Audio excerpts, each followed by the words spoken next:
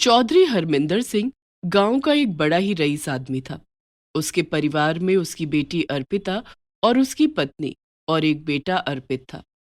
उसका बेटा भी अपने बाप की तरह अपनी अमीरी पर बड़ा घमंड किया करता था। वहीं उसी घर में रह रही अर्पिता बहुत ही नरम दिल व दयालु थी। एक दिन की बात है, दो चार गांव के गरीब लोग चौधरी हरमिंदर सिंह के यहाँ दान दक्षिणा की आस में आते हैं। तुम गरीब गांव वाले, तुम लोग मांगने से बाज नहीं आते। जब देखो मुंह उठाकर चले आते हो। क्या लगता है कि मेरे यहाँ पैसों का पेड़ लगा है जो मैं तुम्हें तोड़ तोड़ कर देता रहूं? हाँ, ऐसा ना कहो चौधरी। आप जैसे बड़े लोग भी हमें दरवाजे से खाली भेजने लगे तो हमारा क्या होगा? चौधरी साहब, बड़ी आस लेकर आए हैं, घर पर आए हुए को इस तरह खाली तो मत भेजिए। हरमिंदर को उनकी बातों का कोई भी असर नहीं हो रहा था। वो नौकर को बोलकर उन्हें वहां से भगा देता है। तभी वहां पर अर्पिता आ जाती है और अपने पिताजी से कहती है, पिताजी, इस तरह उन लोगों को खाली हाथ नहीं भेजा करो। उन लोगों की दुआएं काम आती हैं। आपको तो भगवान का शुक्र अदा करना चाहिए कि भगवान ने आपको इतना सब कुछ दिया है। कभी ऐसा हुआ आप गरीब हो गए तो? मैं क्यों गरीब होने लगा? ये सब मेरे पुरखों का दिया हुआ है। वो अमीर, मैं अमीर और मेरे आने वाली पुश्तें अमीर। तू अपने मन में इन लोगों की इतनी दया मत लाया कर। लेकिन अर्पिता हरमिंदर जैसा बिल्कुल भी नहीं सोचती थी। वो उन लोगों को इशारे से रुकने का बोलती है और फिर अपने पर्स में से कुछ पैसे निकालकर उन लोगों को दे देती है। सब अर्पिता को आशीर्वाद देकर वहां से चले जाते हैं। अर्पिता इसी तरह छुपते छुपाते यदा कदा लोगों की मदद करती रहती थी। जब कभी ये बात उसके घर में पता चलती तो अर्पिता को बहुत डांट लगती। अर्पिता ने एक दिन एक गरीब परिवार की मदद की और ये बात हरमिंदर को पता चल गई। ये खजाना मेरे पास लुटाने के लिए नहीं है अर्पिता। मैं तुम्हें आखिरी बार कह रहा हूं, अगर मैंने अब तुम्हें किसी की मदद करते हुए देखा तो मैं तुम्हें किसी गरीब के घर में ब्याह दूंगा। क्यों दोनों बाप बेटा मेरी बेटी के पीछे पड़ गए हो? क्या गलत किया है उसने? उसने अगर किसी की मदद की है तो देख लेना, एक दिन भगवान भी उसे इसका फल जरूर देगा।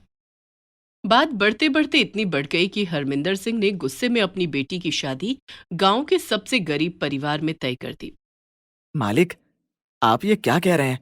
कहाँ आपकी फूलों से नाजुक बनी हुई बेटी और कहाँ मेरा बेटा?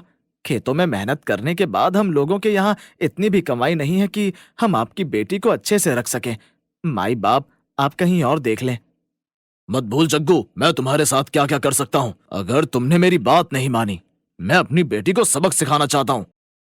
जब ये बात अर्पिता को पता चलती है तो वो अपनी माँ के गले लगकर बहुत रोती है। अब मैं क्या कहूँ अर्पिता, मैं तो बस तुझे ये कह सकती हूँ कि अगर तुझे वहां शादी नहीं करनी है तो तू घर से चली जा। नहीं माँ, नहीं, मैं भी अपने पिता की औलाद हूँ। अगर उन्होंने मेरे लिए ये सजा चुनी है तो मैं भी उन्हें बताना चाहती हूँ कि मैं कभी भी गलत नहीं थी। उधर जग्गू किसान अपने घर में ये बात बताता है। जब उनका बेटा पवन ये बात सुनता है तो वो भी हैरान हो जाता है कि इतने बड़े घर की लड़की अर्पिता, जिसे मिट्टी छू जाए तो वो मैली हो जाए, हमारे घर में कैसे गुजारा करेगी। लेकिन किसी की कुछ नहीं चलती और अर्पिता ब्याह कर पवन के घर आ जाती है। गरीबों की मदद करना तो अच्छी बात होती है। पता नहीं तुम्हारे पिताजी को इसमें क्या बुराई दिखी। देखो बेटी, ये घर छोटा जरूर है, लेकिन अगर तुम दिल से यहाँ पर रहोगी तो तुम्हें ये बहुत बड़ा दिखाई देगा और इस घर में तुम्हें वो सब सुख सुविधाएं भी नजर आएगी। लेकिन अगर तुमने ये सोचा कि मैं गरीब घर में हूं तो तुम्हें यहाँ पर सिर्फ और सिर्फ गरीबी दिखाई देगी। माँ जी, आप बिल्कुल भी परेशान मत हो। मैंने कभी भी अपने ऊपर अमीरी को हावी नहीं होने दिया था। हाँ, मानती हूँ कि मुझे शुरू में काफी दिक्कतें आएंगी, लेकिन मैं सब कुछ संभाल लूंगी। हमारी शादी किसी भी परिस्थिति में क्यों ना हुई हो, लेकिन मैं तुमसे वादा करता हूँ कि मैं अपनी पूरी कोशिश करूंगा कि तुम्हें हमेशा खुश रखूं और कभी भी तुम्हारा दिल ना दुखाऊं। अर्पिता खुशी खुशी अपने ससुराल में रहने लगी। वो सुबह अपनी सास के साथ उठती और सारे घर का काम खत्म करती। उसके बाद अपनी सास के साथ मिलकर वो सबके लिए खाना बनाती और फिर पवन के लिए खाना लेकर खेतों में जाती। यहाँ तक कि उसने पवन से खेतों का काम भी सीख लिया। अब वो अपने पति के साथ दिन रात मेहनत करती और घर को भी उसने अच्छे से संभाल लिया था। वो बड़ी खुश थी। उधर उसके पिता हमेशा यही सोचते रहते हैं कि किस दिन ऐसा होगा कि अर्पिता रोती पीटती उसके पास आएगी और उससे मदद मांगेगी। जब काफी दिन तक अर्पिता अपने पिता के पास किसी भी प्रकार की मदद के लिए नहीं आती, तो वो एक दिन जाकर देखता है अपनी बेटी को, तो वो खुशी खुशी अपने परिवार के साथ जीवन बिता रही थी। उसने देखा कि उसकी बेटी खेतों में भी काम कर रही है और घर पर भी। मुझे उम्मीद नहीं थी कि अर्पिता इतनी स्ट्रांग है। अब पता नहीं मुझे ऐसा क्यों लग रहा है कि मैंने अपनी बेटी के साथ गलत किया है। मैं यहाँ आराम से इतनी बड़ी हवेली में रहता हूँ, अच्छा खाना खाता हूँ, और वहां मेरी बेटी गरीब घर की बहू बनी हुई है। न जाने उसे टाइम पर खाना भी मिलता है या नहीं। लेकिन वक्त को वापस नहीं भेजा जा सकता था, इसलिए हरमिंदर भी चुपचाप बैठ जाता है। लेकिन मन ही मन पश्चाताप पर वो बिस्तर को पकड़ने पर आ जाता है। एक दिन वो अपनी जायदाद अपने बेटे के नाम लिख देता है। तुमसे बात करनी है बेटा। मेरी जिंदगी का कोई भरोसा नहीं है। मैं चाहता हूं कि मेरे पीछे से तू अपनी बहन अर्पिता का ख्याल रख। पिताजी, ये सब सोचने का आपका जिम्मा था, मेरा नहीं। मेरे पास इतने पैसे नहीं है कि मैं जाकर अब उसका घर भर देखूं। ये तुम अपने पिताजी से किस तरह की बातें कर रहे हो बेटा? तुम समझो, उन्होंने गुस्से में अर्पिता के साथ ऐसा व्यवहार किया। लेकिन तुम तो भाई हो, तुम्हें अर्पिता के बारे में अच्छा सोचना चाहिए। मुझसे किसी भी प्रकार की उम्मीद मत रखो। हरमिंदर समझ चुका था कि अर्पित कभी भी अर्पिता की मदद नहीं करेगा, और उधर अर्पिता गरीब घर की बहू बनकर भी काफी खुश थी। वो पढ़ी लिखी थी, इसलिए उसने आसपास के बच्चों को ट्यूशन पढ़ाना शुरू कर दिया। सारे गांव वाले अर्पिता की बड़ी इज्जत करते थे। थोड़ा समय और बीत जाने के बाद अर्पिता एक बहुत प्यारी बेटी की माँ भी बन जाती है। और जब ये बात हरमिंदर को पता चलती है। अर्पिता की माँ, मैंने सुना है हमारी अर्पिता ने एक प्यारी सी बेटी को जन्म दिया है। मैं चाहता हूं कि तुम उसे देखने जाओ। कितने साल हो गए, आपने अपने मन में इस बात को कितनी गहराई तक बैठा रखा है। लेकिन मैं सच कहती हूँ, ये तुम्हारे मन का पश्चाताप तभी खत्म होगा जब तुम स्वयं अर्पिता से जाकर मिलोगे, वरना तुम इसी तरह अंदर ही अंदर घुटते रहोगे। शायद तुम सही कह रही हो, लेकिन मुझे समझ में नहीं आ रहा कि मैं किस प्रकार उसका सामना कर पाऊंगा। मैंने खुद उसे इतना गरीब घर की बहू बनाया है।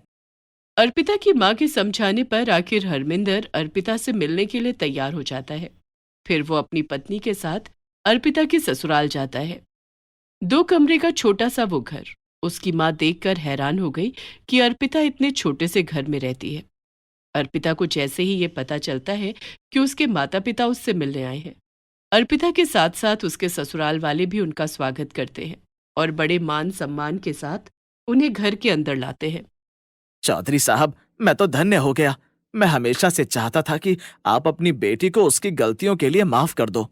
नहीं नहीं, मेरी बेटी अर्पिता कहीं पर भी गलत नहीं थी। आज मैं समझ गया हूं, उसने अपनी जिंदगी में जितना भी दान किया, उसके बदले मिले आशीर्वाद से आज उसके चेहरे की चमक बता रही है कि वो इस गरीब घर की बहू बनकर भी खुश है।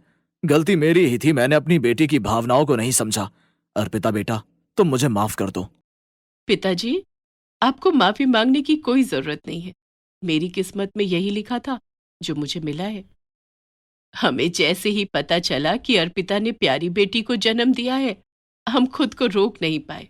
लाओ, मेरी नवासी को मुझे दिखाओ। अर्पिता की सास उस प्यारी सी छोटी बच्ची को लाकर अर्पिता की माँ की गोद में दे देती है। छोटी बच्ची को देखकर हरमिंदर की आंखों में आंसू आ जाते हैं। उससे मिलने के बाद वो लोग घर जाते हैं। अर्पित को जब ये पता चलता है तो वो बहुत गुस्सा होता है। मैं समझ चुका हूं। अब आप लोग अर्पिता के यहाँ आना जाना शुरू कर दोगे और उसके बाद इस घर का सारा पैसा उसके घर पर रख दोगे। पर मैं ऐसा होने नहीं दूंगा। अगर आप लोगों को यहाँ रहना है तो मेरे तरीके से रहना होगा, वरना आप लोग भी जाकर अर्पिता के साथ रह सकते हैं।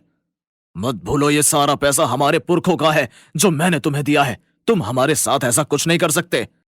घर में काफी लड़ाई होती है। आखिर में हरमिंदर को अपनी गलती का पता चलता है। वो वकील को बुलाकर अपनी दूसरी वसीयत तैयार करवाता है, जिसमें वो अपनी आधी जायदाद अपने बेटे और आधी जायदाद अपनी बेटी अर्पिता के नाम लिख देता है। जब ये बात अर्पित को पता चलती है तो वो काफी गुस्सा होता है, लेकिन हरमिंदर उसे बोलता है कि मुझसे गलती हुई जो मैंने दोनों बच्चों में फर्क किया। जितना तुम मेरे बेटे हो, उतना ही अर्पिता भी मेरी बेटी है।